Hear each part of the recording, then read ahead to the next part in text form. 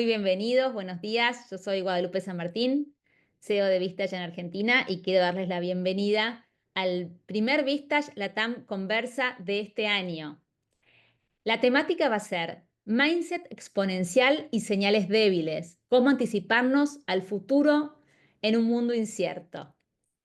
Para quienes nos conocen el formato, que no han participado antes de estos webinars latinoamericanos que hacemos, vamos a dar una exposición de 40 minutos y luego un espacio de 20 minutos de preguntas y respuestas. Ustedes van a poder escribir sus preguntas en la opción Q&A o preguntas y respuestas en la parte inferior de la pantalla de Zoom a lo largo de toda la exposición. No hace falta que sea al final. En cualquier momento que les surge una duda o de cualquier tema que viene hablando Agustina, pueden escribir su pregunta ahí y hacia el final sí vamos a abrir a las respuestas. Tengan presente no usar el chat para esto. El chat donde ahora nos están saludando, úsenlo para algún tema técnico o de otra índole, pero no para las preguntas que son para la expositora. Entonces les recuerdo, son 40 minutos de exposición y luego de esos primeros 40 minutos vamos a tener 20 minutos de preguntas y respuestas. Entonces, bueno, dicho esto, sí quiero presentarles a nuestra expositora del día de hoy. Ella es experta en desarrollo de habilidades exponenciales, mentora y actual embajadora de Singularity University, coordinadora de programas ejecutivos en la Universidad de San Andrés y es co-founder de la consultora Next Humans. Quiero darle la bienvenida y dejo con ustedes a Agustina Paz. Agustina, gracias, bienvenida. Gracias, Aguada, muchísimas gracias por la presentación. Acá vamos a arrancar con Mindset exponencial y señales débiles. Buenas a todos. Voy a ponerme los anteojos porque si no veo poco. Me gustaría empezar antes que nada con una historia, con un cuento, ¿no? Como para que vayamos aflojándonos. Entonces, resulta que siempre me viene a la mente este cuento de Abu Salem, que durante 10 años pasaba por el cruce fronterizo con un burro cargado de pesados sacos de paja y cada día el desconfiado comandante de la frontera lo obligaba a detenerse, le revisaba todos los sacos para ver qué tenía, todo lo que tenía en el lomo del burro, para ver qué estaba contrabandeando, ¿no? Y lo revisaba cuidadosamente su contenido, pero nunca encontró nada de valor. El comandante estaba súper frustrado por no encontrar nada sospechoso y también veía como Abu Salem seguía su camino cruzando la frontera y sin poder hacer nada. Varios años más tarde, después de que él se había retirado y que estaba jubilado, se volvieron a encontrar a Abu Salem y él. Y le pregunta, decime por favor, ¿qué estuviste contrabandeando en la frontera todos estos años? Y Abu Salem sonrió y le contestó, burros. Y esto me lleva a que muchas veces lo que tenemos delante de nuestros ojos es tan obvio que no lo vemos, digamos, y esto pasa un montón con las tecnologías y con la exponencialidad. Entonces, nuestra manera de ver, nuestras suposiciones, el pensar que tenía que estar adentro de la paja, aquello que contrabandeaban, no nos dejó ver a los burros, ¿no? Al pobre comandante de la frontera. Pero bueno, quedémonos con eso, porque para desarrollar este mindset exponencial tenemos que ir más allá de lo que a veces es obvio para nosotros. Bueno, entonces voy a empezar con un poquito de historia. Les aviso que hablo rápido yo, cualquier cosa voy a frenar de a poquito por momentos, pero bueno, mi manera de presentar es bastante rápido. Y tengo un montón de cosas para querer compartir con ustedes en 40 minutos, entonces por eso ténganme paciencia. Contarles que, bueno, seguro que en las escuelas, en los colegios, en cada uno de los países de ustedes, estoy segura de que estudiaron las revoluciones industriales y que ya venimos hablando de revoluciones industriales hace muchos años. En 1784, la primera revolución, que es la que modificó, fíjense que hablamos de que llegó el vapor, ¿no? Y llegó también la parte de carbón y demás, pero sobre todo el vapor, y empezó a recorrer el ferrocarril las ciudades, y empezaron las máquinas de tejer, etcétera, etcétera. Entonces contamos, bueno, fue por eso que... Pero este es el emergente, ¿no? El hito más importante que identificamos como algo que cambió la vida de todas las personas, por eso es una revolución, digamos, que todos dejaron de vivir como vivían y les tomó 100 años ir acostumbrándose y acomodándose a esta nueva realidad. Y 100 años después llegó una nueva revolución industrial que fue la que estuvo relacionada con la electricidad.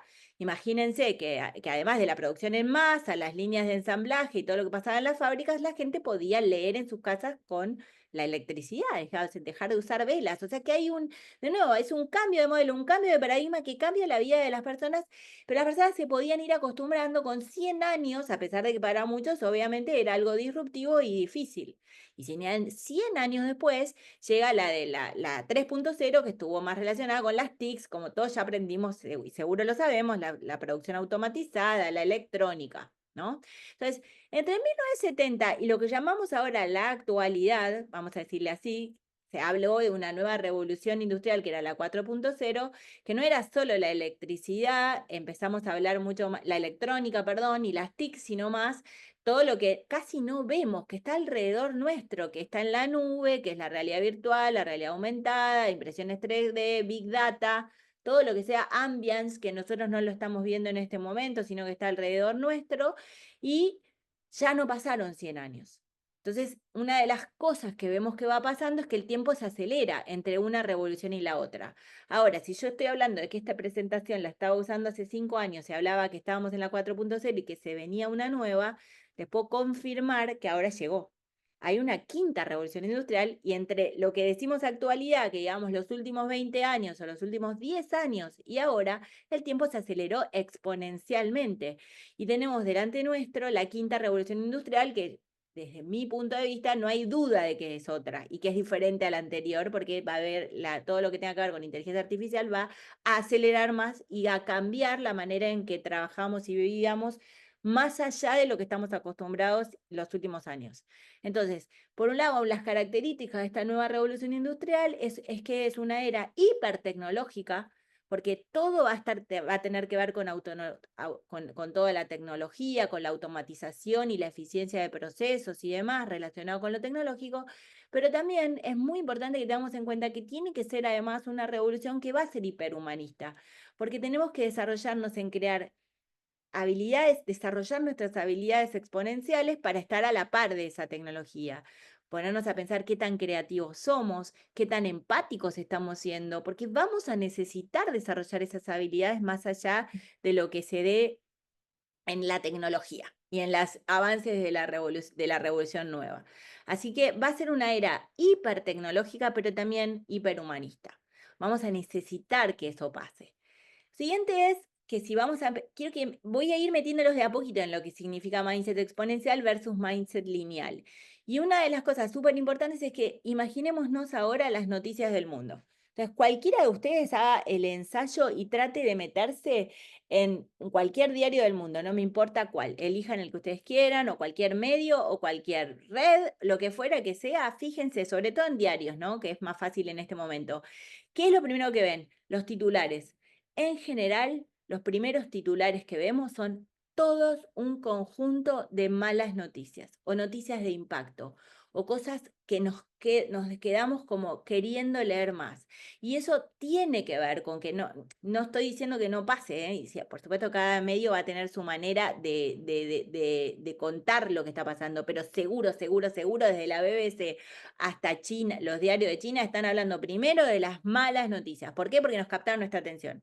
Entonces, si yo quiero buscar señales de futuro, señales débiles de lo que está por venir, no van a estar en la primer plana de los medios, va a estar más adelante. Así que lo primero que sepan es que vamos a tener primero un shock que nos va a captar nuestra atención para que miremos lo que pasa. No van a estar ahí las señales débiles ni las tendencias vienen después de las malas noticias, como para que vayamos viendo cómo nuestro cerebro queda seteado y como que hay un plan. Ahora, ¿por qué es esto? No es un plan maligno, es que solo quieren captar nuestra atención porque es la manera de vender, digamos, y seguir existiendo. Pero ¿qué pasa? Juegan con un montón de cosas a favor que yo quiero que vayamos frenando y pensando cómo juegan en contra nuestra. Y tiene que ver con que nuestro cerebro, porque durante muchos años tuvo que luchar contra alimañas, contra leones, contra tigres. Ya hablamos de que nuestro cerebro se creó cuando el humano vivía en cuevas y tenía que salir a cazar y tenía que sobrevivir. Y entonces ahorra energía para correr o para frizarse y quedarse quietito por si viene algún bicho para comérselo. Entonces, esa misma configuración del cerebro, que es el locus cerebrus que está dentro de nuestro cerebro, que ya existe, que lo podemos estudiar en neurociencias, sigue estando. Entonces nosotros seguimos pensando de la misma manera. ¿Y qué hacemos? Hacemos atajos. Entonces, parte de los desafíos que tenemos es que para ahorrar energía usamos lo que se llama sesgos. Todo el mundo está hablando hoy en día de sesgos, que son los sesgos cognitivos. Vayan a Wikipedia, la enciclopedia está llena de todos los sesgos cognitivos que cada vez se van nombrando, porque no es que se inventan, sino que ya existían desde siempre, pero los empezamos a nombrar. Y son más de 1000 sesgos cognitivos que tenemos, que son esos atajos que vamos haciendo para ir pasando y sobreviviendo a lo largo de la vida. Ahora, esos sesgos nos frenan un poco. Entonces, sepamos que existen.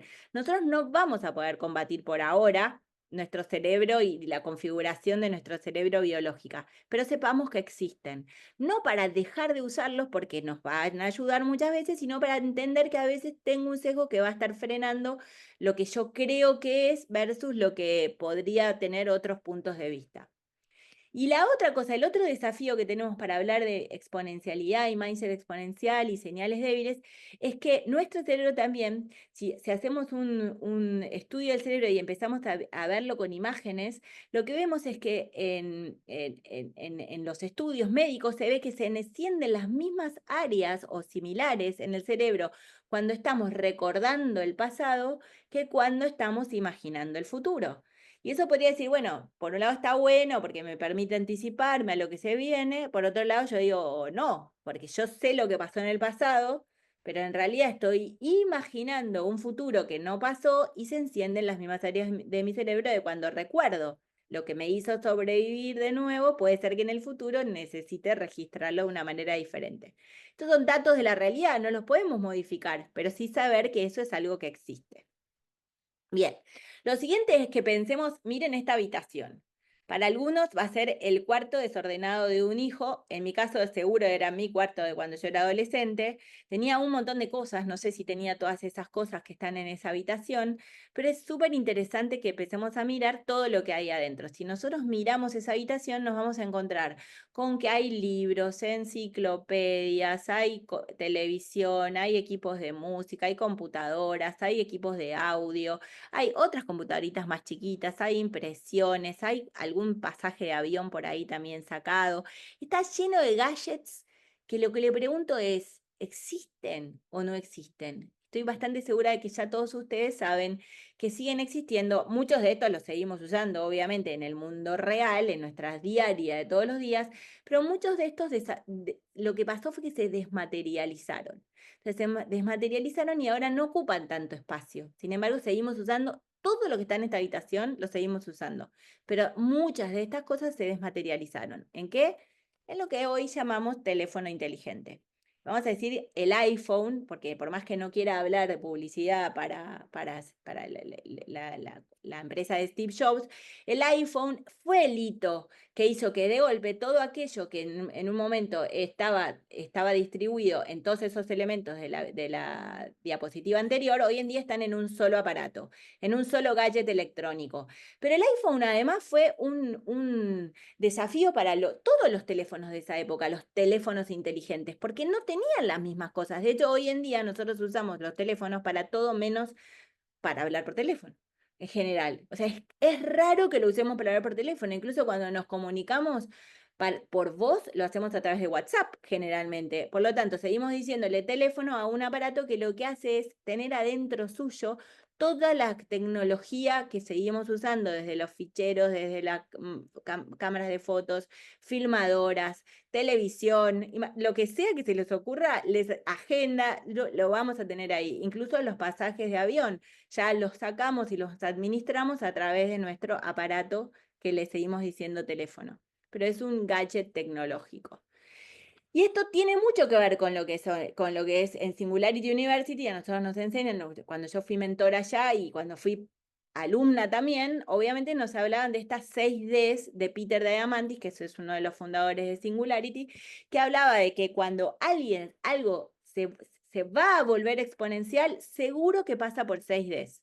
Entonces, las 6Ds no necesariamente todo lo que empieza a pasar va a pasar va a volverse exponencial, pero si se volvió exponencial es porque en algún momento pasó por las 6Ds. Entonces, confíen en mí en esta parte porque hasta ahora lo vengo probando y realmente funciona. Entonces, la primera es que se digitalizó, se volvió dato, ya no está materializado, ya no está en el mundo ocupando un espacio más grande como antes, sino que cada vez es más chiquito, ¿no? Entonces pasa primero por la digitalización. Cuando algo se vuelve datos, pasa por un periodo, fíjense que también en la línea roja que se ve en la diapositiva, vemos lo que es lo que sería un crecimiento lineal de cualquier industria, de cualquier producto, de cualquier empresa. Es muy difícil al principio que nosotros nos demos cuenta de que la curva es diferente, porque encima eso pasa por un periodo que se llama el de decepción, en donde empezamos a decir, esto no sirvió. Un ejemplo de decepción eran los teléfonos celulares primeros que cuando queríamos asegurarnos de que la llamada funcionara, usábamos el teléfono común, o cuando queríamos sacar una buena foto usábamos la cámara anterior, porque nos prometieron algo de una cámara digital que al principio no era tan bueno. Hoy en día algo que pasa por periodo de decepción está relacionado, por ejemplo, con el metaverso. Che, de golpe íbamos a vivir todos en un mundo en donde estábamos todos conectados con avatares en un metaverso. Parece que no. Al principio podría estar pasando por un periodo de decepción, que entonces casi todos dejamos de prestarle atención.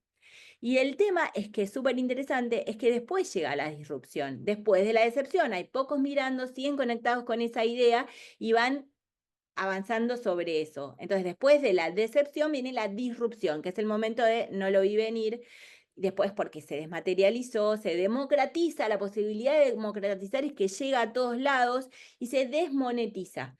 No voy a tener tiempo de mirar cada una de estas cosas en detalle, pero quédense con eso, se desmonetizó y se democratizó.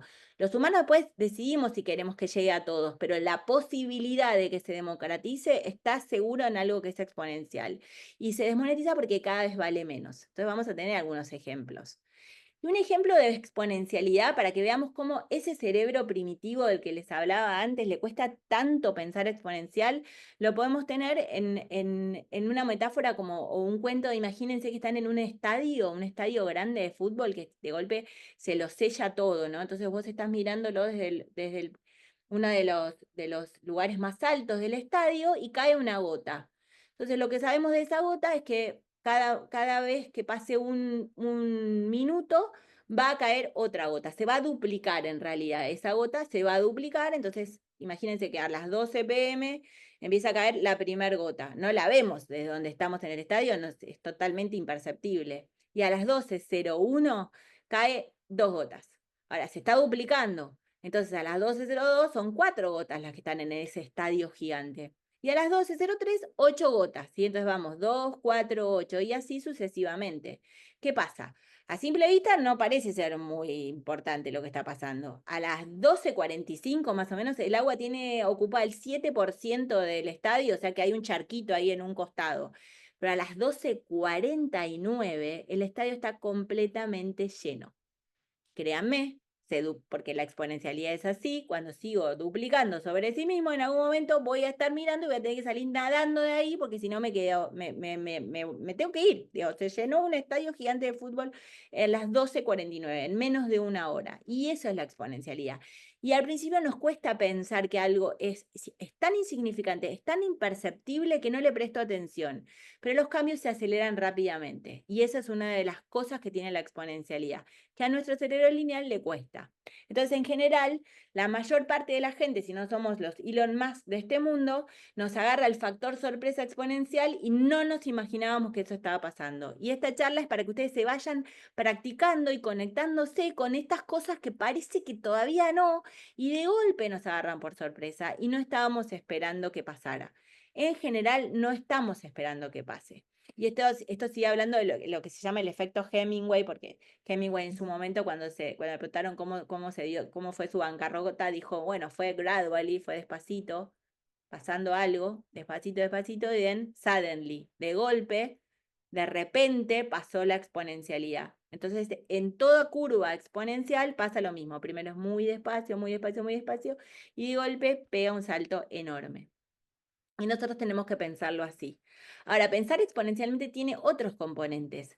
Si yo les pudiese preguntar a ustedes, en este momento verían en la pantalla que hay un cambio de mindset que tiene que ver en este caso es Alan Kay, que en 1968 creó la Dynabook. La Dynabook no la creó, en realidad se la imaginó, él laburaba en Xerox y dijo, yo pienso que las computadoras del futuro se van a aparecer a esto. Y es un dispositivo que lo hizo en cartón y dijo, esta es la computación del futuro. estas van a ser las computadoras del futuro y para mí las van a usar los chicos. Ahora, en el momento en que él creó esto en cartón y visualizó que ese era el futuro de la computación, una computadora se parecía a esto. Entonces, esta es una sala gigante llena de aparatos y eso es una sola computadora. Entonces, pensar exponencialmente es que de golpe no tengo que imaginarme de una computadora a una computadora un poco más chica, a un celular, etcétera, etcétera, sino que tengo que pensar de una computadora gigante a una iPad o una tableta en un momento en donde no es tan obvio, y eso es exponencialidad. Y eso es lo que los visionarios se van imaginando cuando diseñan cosas que les parece, que todavía nos parecen demasiado futuristas o no van a ocurrir. Sin embargo, están mirando algo de una manera diferente a como lo vemos nosotros.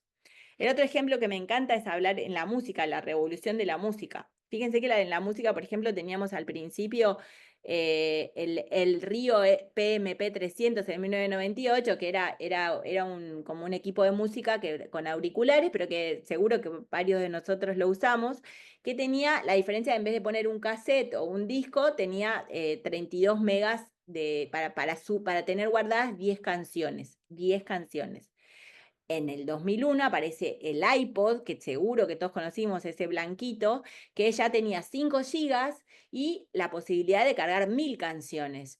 Y después, en el 2008, fíjense la diferencia de años, que es cortita, tenemos Spotify, que ni siquiera necesitamos escucharlo en un solo lugar, ni tenemos que tener solo un usuario y una contraseña y la posibilidad de 100 millones de canciones guardados para nosotros. Entonces, la música es un ejemplo, la industria de la música ha evolucionado de manera exponencial. El siguiente ejemplo, y voy a ir más rápido todavía, el tema de los autos. Fíjense que los autos, los automóviles, los primeros autos eran para ricos porque salían muy caros. En general, solo muy poca gente tenía automóviles y parecía algo como de millonarios nada más, porque por supuesto los primeros autos eran carísimos. Pero después, ¿qué pasó? Vino Henry Ford y Henry Ford con la automatización y todo lo que venía pasando en ese momento, los autos cada vez bajaron su costo, eran siempre negros, como ya sabemos, pero cada vez más baratos y cada vez hubo más autos. Entonces pasamos de tener, por ejemplo, tengo un ejemplo de una ciudad en Nueva York, la Quinta Avenida, tenía, por ejemplo, más de 200.000 caballos en el 1900 y un auto pasaba. Y de golpe, en el 1913, podemos ver cómo de pasar a eso se da a la inversa. O sea, en 13 años, si se fijan en esta imagen, en 1900, la Quinta Avenida tenía todos carruajes traccionados por caballos y un solo autito que está ahí marcado ahí en rojo, y en 1913 ya eran todos automóviles y un solo carruaje llevado por un caballo. Y en 13 años, toda la manera en cómo vivían las personas cambió relacionado con la movilidad y no se daban cuenta al principio. Primero fue gradual. Algunos casos, ejemplos de que tienen esa mindset exponencial, que están todo el tiempo pensando, no está Amazon acá, pero la quiero nombrar porque también tiene un montón de razones por estar ahí, pero Google, fíjense que Google competía con un montón de otros buscadores que usábamos seguro antes que Google. Google no es solo un buscador, fue ampliando como empresa, encontró una manera de comercializar que reinventó y seguramente ahora está buscando la manera de parecerse a la inteligencia artificial y a usar la inteligencia artificial para que su buscador sea más eficiente. Seguramente ya lo hice. Pero reinventó la experiencia del usuario y eso hace que todos lo termináramos eligiendo durante muchísimos años. Lo mismo va a pasar con Tesla o está pasando que va a revolucionar la industria automotriz, no solo porque tiene vehículos eléctricos y a batería, sino porque de alguna manera se promueve, no solo Tesla, sino todos los que vengan después, la energía sostenible y también redefine el concepto de lo que es más eficiente para transportarnos. El futuro de eso no lo sabemos, pero digamos, sabemos que estamos yendo para ese lado, cada vez hay más autos eléctricos. Lo mismo con la industria del espacio, que cada vez sale menos viajar al espacio y SpaceX es un ejemplo, por más que los números son siderales y nos parecen millonarios, de verdad cada vez sale menos viajar al espacio y encima quieren llegar a Marte, ¿no es cierto? Ya ni siquiera a la Luna. Entonces, lo más importante que tenemos que ver para pensar exponencial y empezar a detectar señales débiles es que tenemos que ir más allá de las tendencias. Esto quiere decir que si no nos damos cuenta de que hay algo que viene, si ya está todo el mundo hablando de esto, si ya está, después de las malas noticias, le siguen las tendencias y están todos hablando de esto, ya quedamos tarde nosotros no quiere decir que no la podamos implementar, pero no vamos a ser los que generamos la disrupción, ¿sí? Si todos hablan de esto, tenemos que seguir descubriendo que otras cosas no se están hablando tanto, porque son el futuro también. Tenemos señales hoy, pero tenemos que empezar a cavar un poquito más profundo. Probablemente sería mirar la página 10 de los diarios o medios especializados u otro lugar que no sea tendencia. Si es tendencia, estamos un poquito tarde para ser exponenciales, ¿sí? Otro ejemplo es la lectura digital, Amazon Kindle, la cantidad de libros que podemos tener en nuestra biblioteca, en nuestra casa, en nuestro momento, por más que la experiencia también sea diferente y algunos queramos seguirlo oliendo el papel y sintiendo lo que es la experiencia de leer un libro, la posibilidad de tener toda una biblioteca en nuestra mano sigue revolucionando. Y si vamos a Google Docs, miren, fíjense lo que transforma, no solo Google Docs como ejemplo, ¿no? Pero esa posibilidad de que yo pueda compartir archivos de datos y documentos con otros y compartir entre todos y modificar el mismo documento. Miren, yo hace 20 años, que es la edad de mi hijo más grande, 22 años, trabajaba en Nobel, que era la empresa de tecnología, y usábamos todavía lo que era iFolder, como ahora Google Docs o Dropbox, etcétera. Sin embargo, el mercado no estaba listo. También pasa eso, si yo voy muy antes que lo que el mercado está listo, no soy exitoso. Y esa es la otra dificultad, que tengo que esperar a que el mercado esté listo. Ahora, con Google Docs, Amazon Kindle y demás, el momento es el correcto y es el momento de que empiecen a aparecer cosas que sí la gente está lista para adoptar. Así que, ya les conté lo que es el mindset exponencial. Ya les conté que las tecnologías crecen rapidísimo y que también la exponencialidad de esas tecnologías y el impacto que tienen. Lo que ahora tenemos que ver es si nombramos ahora inteligencia artificial que está atravesando todo lo que conocemos y lo mezclo con blockchain como un ejemplo, ¿no? Que es esto de cómo ofrecer seguridad, transparencia, descentralizar la manera en cómo nos comunicamos, en donde guardamos la información, en donde protegemos nuestros assets, etcétera, es blockchain. Y a eso supongo que por otro lado empiezo a hablar de robótica. Ahora, si yo junto las tecnologías que son exponenciales, que son muchas más que estas, ¿no? La 3D, la biotecnología, el CRISPR, ADN, lo que ustedes quieran que se esté hablando ahora de tecnologías de las nuevas, de las de vanguardia, las de frontera, nos vamos a dar cuenta que si las mezclamos entre sí, estamos frente a algo que de verdad es disruptivo. Por separado son disruptivas, pero todas juntas pueden generar un impacto enorme en cómo vivimos, en cómo trabajamos, etcétera. Bien, y entonces lo que quiero ahora es hacer un mini salto al futuro y a ver, bueno, ¿y cómo hacemos con todo esto? Digamos, sería, ¿cómo se mastica todo esto que Agustina está diciendo? Y me encanta hablar de este Kettering en realidad, que fue un inventor que nació en 1876, hasta 1958 vivió, era ingeniero, era norteamericano, y decía que le interesaba mucho el futuro porque esperaba pasar el resto de su vida en él. Fíjense que a nosotros nos tiene que interesar el futuro porque el resto de nuestras vidas a partir de este momento lo vamos a pasar en el futuro, dentro de un segundo, así. Entonces es súper importante conectarnos con esto y que tiene que ser interesante qué es lo que nos depara el futuro. Después vamos a hablar de que no hay un solo futuro posible y no conocemos ninguno de nosotros el futuro realmente, salvo que tengamos poderes sobrenaturales, que en principio creo que no. Ahora, fíjense una cosa más. Cuando nosotras querramos empezar a detectar señales y anticiparnos a lo que puede venir en estos futuros posibles, tenemos que usar datos, navegar en la niebla, en Singularity hablamos de eso, fog en inglés, niebla, en castellano no es tan fácil de traducir, pero hablamos de facts, hechos que son indiscutibles, que están en planillas, que los podemos analizar y estudiar, y son de verdad concretos, son científicamente comprobables, etcétera. Me tengo que basar en datos, pero es súper importante para eliminar todos estos sesgos que yo les contaba antes y toda la importancia de mirar diferente, de cambiar nuestro punto de vista, nos tenemos que relacionar con otras personas. Para escuchar qué opiniones. No, acá ya le sumé algo que para los científicos, los que son muy científicos me van a decir, no, no, no, opinión no, tengo que ir solo a los datos. Pero para hacer buenas predicciones de posibles futuros, tengo que sumar opiniones. ¿Opiniones de quién? Y si solo hablo con mi tribu, voy a tener las mismas opiniones que yo ya tenía. Y tengo el sesgo de confirmación además, porque yo ya sé que esto era lo que iba a pasar. En cambio, si empiezo a relacionarme con distintas personas, que viven en distintos países y que se manejan en distintas culturas y que tienen distintas especialidades, etcétera, y escucho las opiniones que tienen respecto a determinado tema, es muy probable que hagamos buenas adivinanzas y predicciones de lo que puede llegar a ocurrir para adelante, sin que estemos seguros de que va a ocurrir. Entonces, fog, navegar en la niebla para anticipar el futuro, es una herramienta que usamos en prospectiva. Y rápidamente, porque sé que me queda menos tiempo, vamos a hablar de la diferencia entre innovación, disrupción y transformación, que en general se hablan como si fuera lo mismo. Y desde un punto de vista o una manera de verlo, la innovación en realidad está relacionada con mejoras incrementales que voy haciendo en mi empresa y voy mejorando la famosa valija que ahora tiene rueditas, voy haciendo distintas cosas en productos y servicios. Eso es innovación. Generalmente es de algo que ya existe y es incremental. Si vamos a disrupción, estos ya son cambios radicales que crean nuevos mercados, pero acuérdense que vienen exponenciales, son disruptivos, cambian la manera en que hacemos las cosas. Entonces es una mezcla de innovación pero con disrupción, es algo que definitivamente nos saca de nuestro lugar. Y para que poder aprovechar esa disrupción y esa innovación, que las dos van de la mano, tengo que tener la posibilidad de transformarme. Por eso hablo también de habilidades exponenciales de nosotros las personas que somos parte de empresas y que dirigimos empresas incluso.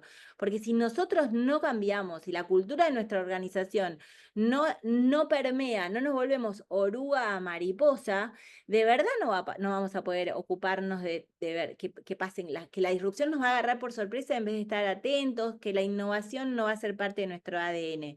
Entonces es muy importante entender que la organización son cambios profundos en la organización que tengamos, en la cultura, desde todas las revoluciones industriales, la adaptación de esto, la transformación fue súper importante. Y casi cerrando la parte de pensamiento exponencial, les quiero contar esto del Moonshot Thinking de Kennedy, que en 1962 hablaba, lo digo en inglés porque disparo a la luna es medio feo decirlo en castellano, entonces moonshots se habla de moonshots para todo, moonshots en educación, moonshots en tecnología, moonshots en la industria de las farmacias, en el laboratorios, etcétera, cuando es algo que de verdad es algo muy alto, muy lejos, muy complicado, como cuando Kennedy dijo en 1962 que hizo una declaración súper simple y también muy audaz a la gente de Estados Unidos diciendo vamos a ir a la luna en una década. Y en ese momento era casi imposible que eso pasara. Y 7 años después, Neil Armstrong y los demás astronautas que estuvieron con Neil, pero no nos acordamos cómo se llaman, aterrizaron en el Apolo 11. Ahora, cuando pasó eso, no estaba la tecnología en Estados Unidos lista, ni loco para eso, pero hubo un moonshot, una mirada y una manera de convocar y de inspirar a toda una nación para que de verdad laburase mucho más en lograr ese moonshot, ese llegar a la luna que es tan interesante. Y en Singularity, nosotros lo que hablamos, y para todos los que ustedes que tienen empresas y que están trabajando, no importa el tamaño que tengan, piense que cualquier moonshot si trabajan sobre un gran problema, ¿no? Que es un problema que muchísimas millones de personas tengan, o sea, elijan un gran problema. Un problema enorme, como los grandes desafíos de la humanidad que ahora les voy a nombrar, que impactan en millones, incluso billones de personas. Y con eso creen una solución radical, que proponga una nueva solución, que sea distinta a las anteriores y que por ahora podría ser hasta ciencia ficción, una locura, algo que es, acuérdense que antes de que algo sea disruptivo es solo una idea loca, dice Peter de Amantis también. Y una tecnología de estas que les estoy nombrando. Si interviene una de estas tecnologías, es súper interesante, como la 3D, Machine Learning, la robótica, aprovechar cualquiera de esos potenciales que cada vez salen menos y cada vez son más fáciles de implementar en nuestras empresas, estamos frente a un moonshot. ¿Siempre vamos a estar frente a un moonshot? No, es bastante complicado estar frente a un moonshot, pero si nos llega a pasar, tengamos en cuenta eso. Y los Global Grand Challenge, tal como los habla Singular, y tiene que ver con el alimento, con todo lo que sea medio ambiente, energías, la capacidad de recuperarnos de desastres naturales, todo lo que sea salud, todo lo que sea aprendizaje, prosperidad y muchos otros, digamos. Trabajemos sobre desafíos que impacten a millones. Elijamos uno y con eso alcanza, el que más les guste. Entonces, La otra cosa, para poder mirar con unos lentes nuevos y tener este mindset exponencial y hablando de perspectiva y todo lo que vengo hablando, tengan en cuenta que para eso tengo que mirar a través de la luz de una linterna y imagínense como que prospectiva es mirar a través del futuro a través de una linterna, en donde voy a tener un montón de futuros y no voy a tener que elegir ahora cuál. Algunos van a ser más deseables que otros, algunos son más probables, algunos son más plausibles, algunos son deseables. Entonces tratemos de que nuestros futuros deseables que tenemos en la empresa estén dentro de los futuros probables, pero no hagamos un análisis solo lineal de lo que va a venir, porque no sabemos lo que va a venir. Entonces, prospectiva, que es el estudio de futuros, nos enseña que no hay un solo futuro posible y que tenemos que adaptarnos y pensar diferente, manejar. Para tener una ventaja competitiva tenemos que tener plan A, plan B, plan C y plan D. Incluso aquellos futuros que parezcan muy lejanos, casi de ciencia ficción. Jugar con eso es lo que hacemos cuando hacemos análisis de cono de futuros y demás, que en alguna otra ocasión con ustedes haremos esos ejercicios, que se pueden ejercitar y todos lo podemos usar. O sea, no es algo que requiera poderes sobrenaturales, sino todo lo contrario. Si lo aprendemos a adquirir perspectiva en nuestras empresas y a empezar a armar planes en función de lo que es la prospectiva, podemos imaginarnos posibles futuros y estar listos para eso. Y bien, ya sabíamos que cuando algo es tendencia ya no es futuro, ya ocurrió, ya está es parte del presente, pero es crucial que nos prestemos atención a las tendencias, pero también a desarrollar otras habilidades. Y acá voy con las señales débiles. Las señales débiles, entonces, son todas aquellas cosas que ya existen en el presente, no necesariamente están relacionadas con la tecnología, pero seguramente muchas de ellas sí, que nos permiten imaginar algo que va a pasar en el futuro.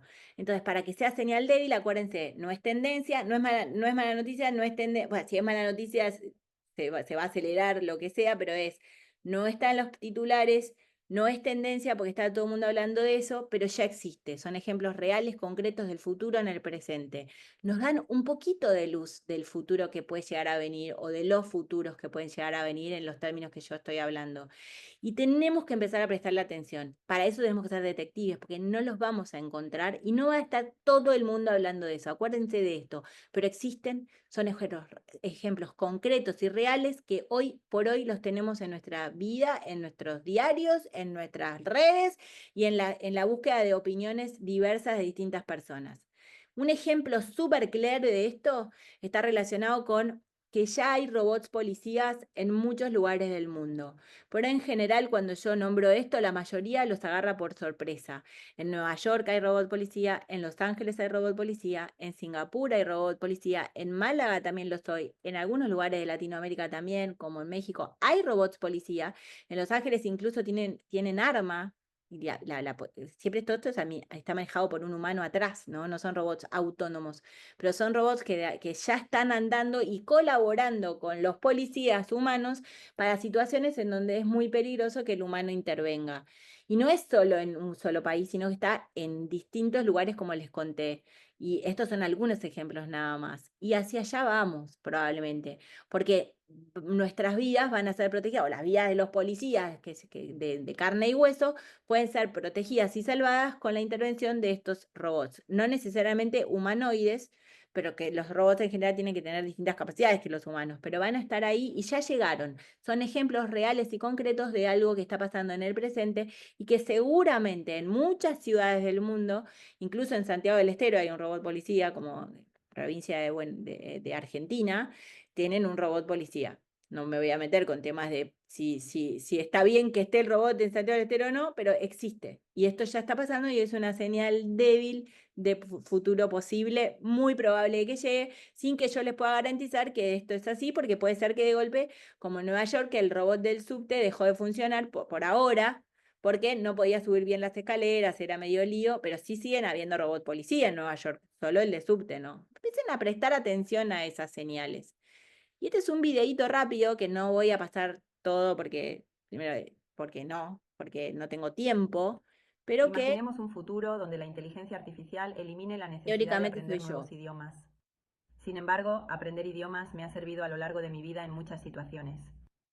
The use of artificial intelligence will give us the ability to communicate in any language, but it could limit our ability to deeply appreciate other cultures. Como pais, certamente vários de nós decidimos enviar nossos filhos para escolas bilíngues, esperando que isso os ajude no seu desenvolvimento pessoal. Mas isso será necessário a partir de agora? De mon point de vue, et après avoir lu quelques articles liés aux neurosciences, je crois que Bueno, ya no hace falta que les muestre todo el video, termino hablando en chino en un momento dado, podría esperar a hablar en chino para que... même si l'IA facilite la maravilloso. communication, l'apprentissage des langues offre des bénéfices qui vont au-delà de la Aprendí simple chino. capacité de parler.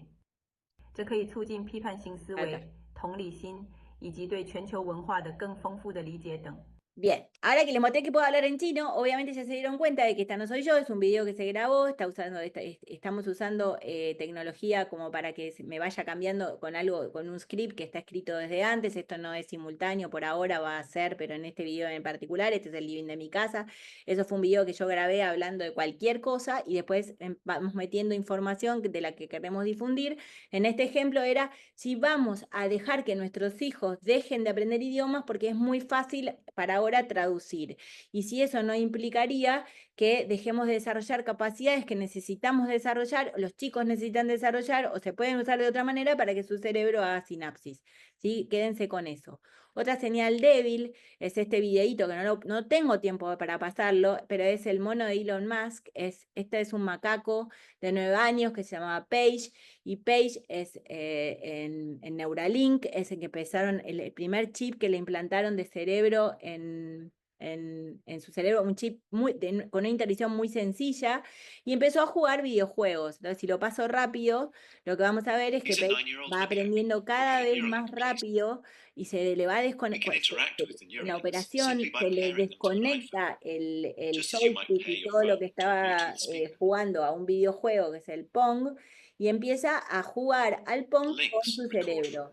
Está desconectado, pero pudieron decodificar las señales del cerebro del mono para descubrir qué era lo que se movía en el cerebro para hacer esos movimientos. Y el mono empieza a jugar al videojuego con su cerebro. Esto hace 4 años era súper señal débil, que ni siquiera la gente sabía que era Neuralink porque se hablaba de Tesla principalmente. Pero ya hay humanos que tienen el implante del chip en su cerebro porque están discapacitados, todo su cuerpo está discapacitado, está cuadripléjico, no se pueden mover, entonces usan este chip para mover cosas de su ambiente, de su entorno, con su cerebro. Ahora, la pregunta es, ¿esto va a quedar acá o va a seguir avanzando? Es una decisión que queremos todos vamos a elegir dentro de poco tener un chip en nuestro cerebro. Muchos de nosotros van a decidir, y si se vuelve democráticamente repartido para todos, sale mucho menos si es una operación sencilla, muchos de nosotros probablemente elijamos tener ese chip en nuestro cerebro para movernos con comodidad en donde querramos, usando solo nuestro cerebro. Y es una posibilidad. Yo no estoy segura de si esto se va a cumplir y va a depender de regulaciones y demás. Lo que yo sí sé es que ya se está probando esto en humanos y ya hay más de un humano implantado con un chip de estos. Por último, y casi cerrando, ver que hay una ley que es la ley de Amara, también Amara era un futurista es un futurista del Institute for the Future, que está en Palo Alto, California, dando clases sobre lo que vengo hablando de prospectiva, que dice que tendemos a subestimar el efecto de las tecnologías a corto plazo. Lo mismo de la decepción, ¿no? Esto no va a ser tan importante, y subestimamos también su efecto a largo plazo. Entonces, primero es el efecto, wow, mira, estamos todos hablando de inteligencia artificial, después viene por ahí la decepción, dejamos de hablar, pero de golpe algo pasa en donde estamos todos invadidos por esa misma tecnología. Y toda nuestra vida cambió para siempre. Entonces, ¿qué tenemos que hacer para prepararnos para el futuro? Identificar cuáles son las señales que tenemos que prestar atención, analizar tendencias, pero también identificar señales, desarrollar escenarios posibles para sobrevivir nosotros como personas, nuestros hijos, etcétera, y en nuestras empresas, y actuar con visión, digamos, tomar decisiones que estén basadas en análisis no solo del presente, sino de futuros posibles. ¿Por qué esto? Porque el preguntarse qué pasaría si es importantísimo en nuestras vidas. ¿Y qué pasa si eso pasa? ¿A dónde me quedo yo? Es fundamental que nos hagamos esas preguntas potenciales. Y por último, prometo, es que nuestro cerebro, el micelo en la naturaleza, nuestro cerebro copia a través de las neuronas que van haciendo sinapsis, copia el micelio que habla, ya sabemos que hablan las plantas entre sí y se van comunicando a través de los hongos, a través del micelio, algo muy parecido como nuestro cerebro hace sinapsis. Y nosotros tenemos que hacer lo mismo con nuestras redes y comunicarnos con las otras personas que estén en distintos lugares para detectar esas señales que hacen que de alguna manera todos sobrevivamos en un mundo mejor. Así que con esto cierro, pero quería dejar de, no, tenía que decir esto último, que es las redes de personas, porque ustedes son una red de personas que, que comparte y que van aprendiendo entre sí. Bueno, Agustina, muchísimas gracias. ¿Cuánta información? Necesitábamos un evento de 4 horas, creo, ¿eh? Bueno, Yo te avisé. sí, ya tenemos preguntas, así que para poder cumplir con el tiempo y poder abordar todas, te las voy a ir Dale. leyendo para que las puedas contestar oralmente. La primera es, ¿cuál sería la capacidad de adopción del conocimiento en nosotros? ¿Cuánto vamos a perder en ese proceso mientras nos adaptamos? La velocidad de disrupción es más rápida que la capacidad nuestra para entenderla. Entonces, ¿cuál sería como esa capacidad de adopción de ese conocimiento? Yo creo que nosotros los humanos nos subestimamos también a nosotros. Está claro que no tenemos que aprender todo, y eso es lo más importante. Durante muchos años vivimos pensando que tenemos que ser especialistas. Y ahora ser generalista por ahí es una manera de mirar el futuro que se viene. Entonces, yo no voy a aprender todo, no puedo aprender, es imposible. Digamos, yo puedo ser divulgadora de estas tecnologías, pero yo no soy experta y mi cerebro no puede captar tanta información. De hecho, mucha de la información que hoy en día ocupa nuestro cerebro va a quedar clean para que nosotros la usemos para otras cosas porque llegó la IA, ¿no? Llegó la inteligencia artificial como copiloto nuestro. Sin embargo, es verdad que no vamos a poder captar todo, pero lo que tenemos que estar es atentos a esas señales que nos van a impactar a nosotros e ir dejándonos llevar. No pretender aprender todo porque es imposible, pero también diría quedarnos con la parte humana de que el aprendizaje tiene que ocurrir toda nuestra vida y que antes nos enseñaron que solo los chicos aprendían y después nuestro cerebro se volvía poco permeable y menos capaz de aprender. Y hoy en día, la verdad que lo que se sabe en neurociencias es que lo más importante es seguir aprendiendo. Entonces, no tener miedo y no pretender captar todo porque es imposible. Totalmente. Bueno, Javier nos hace un comentario sobre esto de inteligencia artificial y nos dice como que empieza la era del diseño, que ahora no necesitas saber programar para crear, porque eso lo hace la inteligencia artificial por nosotros, y que ahora la imaginación es un poco el límite, ¿no? Y bajo esa perspectiva, ¿qué habilidades crees que tenemos que desarrollar nosotros para esta nueva era de inteligencia artificial? Me encanta la pregunta, mil gracias, porque para mí desarrollar esas capacidades son fundamental. Una de ellas es no perder el sentido común, porque estamos delegando un montón nosotros hacemos una pregunta, nos contesta un bot o lo que sea, una inteligencia artificial, un ChatGPT, un Gemini, lo que tengamos, y entonces nos quedamos como que, es más, nos da más pereza, porque nuestro cerebro nos gusta, ¿no? Que ahorrar pasos. Sin embargo, todo lo que sea pensamiento crítico, empatía, aprendizaje basado en la acción. Y hay una nueva habilidad que a mí me encanta, que se la estoy robando a Fer Cerboni, que es un profesor de San Andrés, que es como mentor mío, que habla de la exaptación. Exaptar es un término biológico, en realidad, viene de la biología, y es como los dinosaurios sobrevivieron en su momento, y era los robots, perdón, los dinosaurios que existen son los pájaros, pero se volvieron mucho más chiquitos, pero los dinosaurios que sobrevivieron en esa época, uno de ellos son pájaros, que tenían plumas en su momento para protegerse del frío y para atraer a su pareja para reproducirse, ¿no? Entonces eran con colores vivaces y demás. Los siguen usando para eso, pero ahora se volvieron más livianos y les permitió volar. Entonces, ¿qué pasó? Exaptaron para sobrevivir. Usan capacidades que antes las usaban para otra cosa y ahora las están usando para capacidades nuevas. Esa es una de las habilidades para mí fundamentales humanas. Nosotros tenemos la capacidad de exaptar en aprendizajes, en cosas más chiquitas. No tiene que ser una devolución de millones, pero sí, ¿qué habilidades yo ya tengo que lo que tengo que hacer es cambiarlas y exaptarlas para que me sirvan para otra cosa nueva? Y todo lo que ya sabemos relacionado con el relacionamiento humano, el mirarnos a los ojos, todas las habilidades socioemocionales van a ser fundamentales para esta era. Total. Bueno, también nos consultan cuál pensás que va a ser el futuro de la educación. ¿Ves un cambio exponencial en ese ámbito? Bueno, justo el futuro de la educación, primero, yo no sé ningún futuro, pero puedo pensar que sí o sí tiene que cambiar. Ahora, justo el sistema educativo formal está hecho para no cambiar. Para desde la primera revolución industrial, las aulas se parecen a lo que era una fábrica con los delantales, el ruido del timbre, etcétera.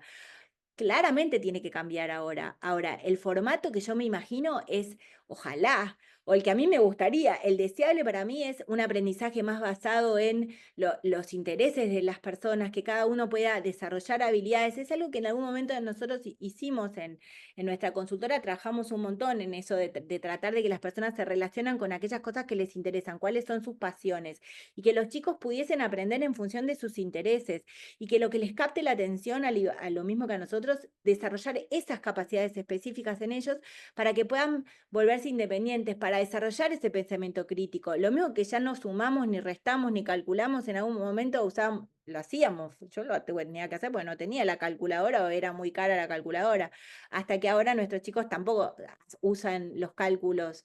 Bueno, yo creo que el futuro de la educación va a tener que ver mucho más con eso, ojalá, aulas más abiertas, profesores dispuestos a aprender también junto con lo que está viniendo y quizás en algún lugar un espacio para la IA dentro de la educación, sin que eso no signifique que hay un humano enseñando también, desde un lugar diferente, de facilitador de aprendizaje y no tanto del que nos dice o nos decía lo que había que ¿Qué había que hacer. hacer? Total.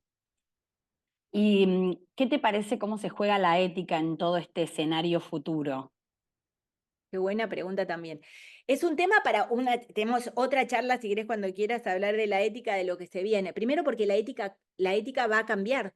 Digamos, lo que para nosotros hoy es ética, pero tenemos que pensar en dilemas del futuro, cuáles son las cosas que van a cambiar y que van a hacer que nuestra ética también cambie. ¿Cómo cambió la ética en el pasado? Años atrás había humanos que tenían más derechos que otros y nos parecía bien, había humanos que no tenían derechos y nos parecía bien.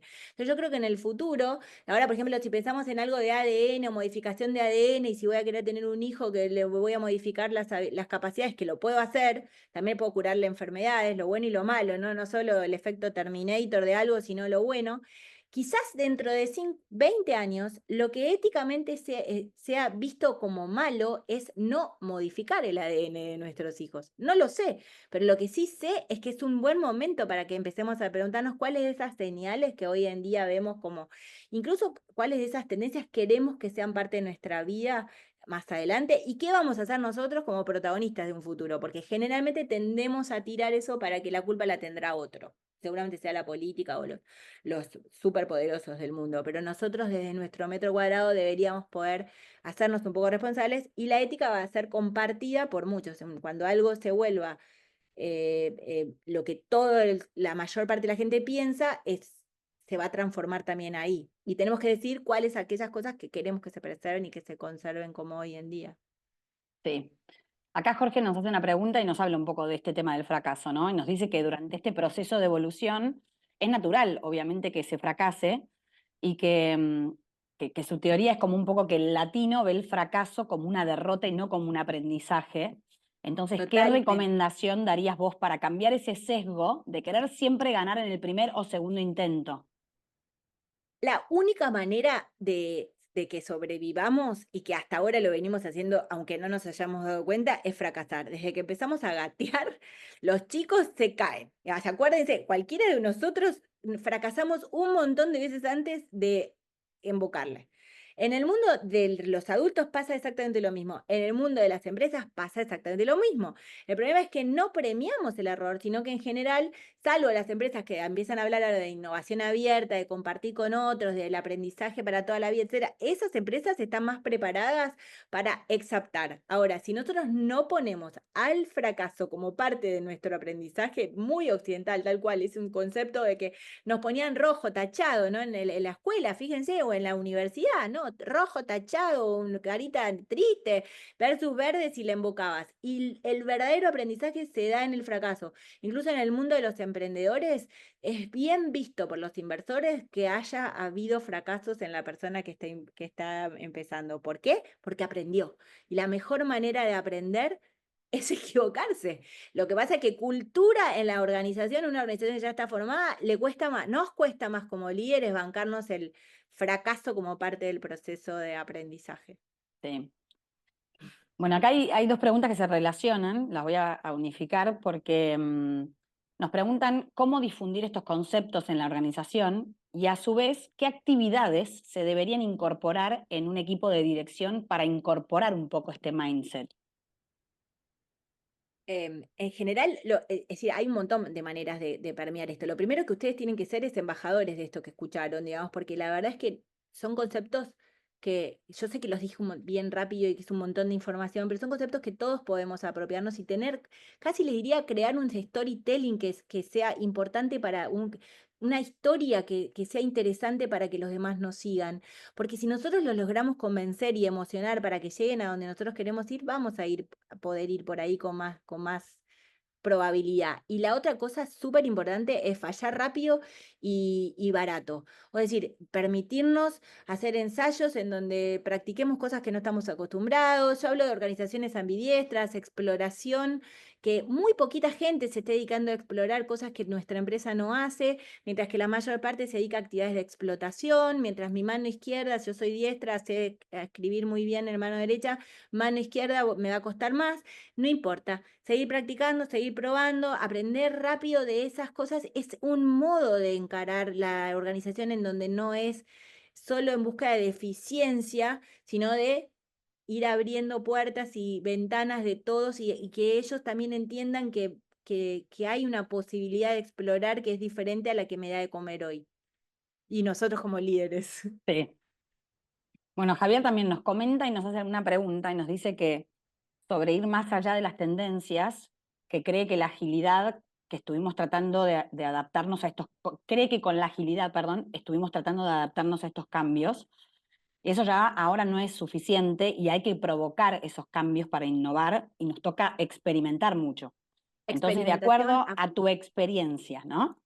¿Cuánto aprendizaje. tiempo, Sí, perdón. sí, perdón, cuánto tiempo y recursos deberíamos dedicar a esta experimentación en sus negocios? ¿Cómo aplicarlo, digamos? Todo el tiempo. O sea, experimentar, Es pero una no todos. constante. No todos. O sea, no, el problema, el famoso caso de 3M en donde con el sticker, ¿verdad? Ahora todos dediquen el 20% de su tiempo a experimentar y cosas nuevas. No, busquen quiénes de sus equipos son los que tienen ese mindset ya desarrollado, esas capacidades, esas habilidades y que esos sean los que juegan. Y no todos. Y tampoco, no tengo ni idea, depende de la industria y de cada uno de ustedes cuánto tiene que invertir. Pero sí que no necesariamente tienen que ser inversiones millonarias para ser los primeros MVPs, que es bien chiquito, bien sencillo, bien experimental y que haya un grupo de personas dentro de la organización que no se los esté, tiene que ver con incentivos, que no se los esté premiando por resultados inmediatos, sino por todo lo contrario, que su bonus esté asociado a la capacidad que tenga de experimentar, no necesariamente con resultados de una. Eso sería mi mejor consejo. Y sé que no es fácil.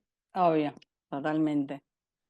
Bueno, y la otra pregunta es como, desde nuestro lugar, desde Vistas, ¿no? ¿Cuál puede ser nuestro aporte para que los miembros maximicen su posibilidad de maximizar, valga la redundancia, su evolución? ¿Cuál sería como nuestro aporte de cara a los miembros Vistas? Bueno, lo que ustedes están haciendo en este momento es espectacular, porque estamos en una reunión con 105 participantes de distintos países, de distintas culturas, de distintos lugares, que tienen distintas, probablemente, industrias a su cargo, son líderes. O sea, que Vistage es uno de los lugares que fomenta esto que yo hablo de conectarse entre redes, que no estén... decir, quizás incluso no quédense, no sean solo los que estén de acuerdo, sino anímanse desde Vistage a que haya distintas opiniones, que seguramente lo hacen. Aprendizaje de pares, aprendizaje para toda la vida. Escuchen con la escucha activa aquello a lo que les parezca una locura lo que están diciendo, porque Vistas te da esta oportunidad, te presenta distintas personas que vienen a hablar de distintas temáticas y ustedes lo que tienen que hacer siempre para mí es fomentar esto que ya fomentan, en donde la conversación activa de pares es una de las cosas más importantes y junto con algunos expertos o especialistas que nos puedan dar, y yo me voy a poner desde el lugar de, porque yo necesito lo mismo, digamos, yo necesito también ser parte de una red que me desafíe a salir de mis sesgos. Y la manera es bancarme que otro me está diciendo algo que me hace ruido y tratar de quedarme con eso y después ver cómo voy uniendo toda esa información que ustedes tienen al alcance con tanta gente. Sí, claramente. Bueno, ya estamos en horario y siempre tratamos de cumplir este horario que nos dedican, así que les quiero agradecer a todos su participación. Agustina, la verdad, un placer haberte tenido en el día de hoy. Les quiero comentar que, como siempre, cuando cierren la sesión se va a abrir una muy breve encuesta. Les pido que la llenen. Es muy cortita y nos aporta valor a nosotros para poder evaluar futuros eventos. Así que muchas gracias y nos reencontramos en el próximo evento junto a toda la comunidad Vistage. Muchísimas gracias a todos también.